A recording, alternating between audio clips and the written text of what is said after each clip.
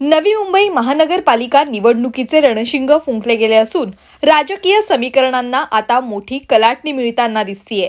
Rashtrawadi Congress party Ajit Pawar गटाचे नवनियुक्त जिल्हाध्यक्ष भरत जाधव यांच्या नेतृत्वाखाली पक्षाने शहरात मुसंडी मारली आहे। सीबीडी आणि जुईनगर भागातील लोकप्रिय समाजसेवक किरण करंडे, नाना कुदळे आणि राहुल आहेर यांनी आपल्या असंख्य समर्थकांसह जाहीररित्या राष्ट्रवादीत प्रवेश केलाय। प्रदेश सरचिटणीस अश्विन आघमकर हे देखील उपस्थित होते।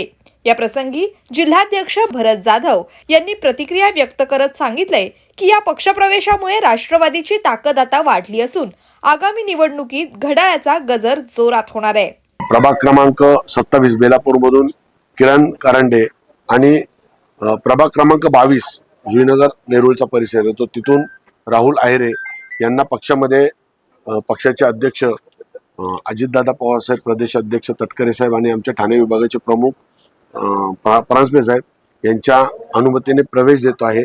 आणि या दोघांनाही त्यांच्या दोन्ही प्रभागातून राष्ट्रवादी काँग्रेस पक्षाच्या वतीने उमेदवारी दिली, अधिकृत उमेदवारी दिली आहे।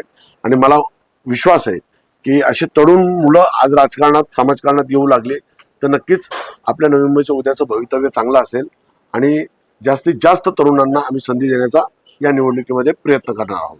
तर तिथेच पक्षप्रवेश करणाऱ्या समाजसेवकांनी देखील आपली प्रतिक्रिया व्यक्त केली आहे।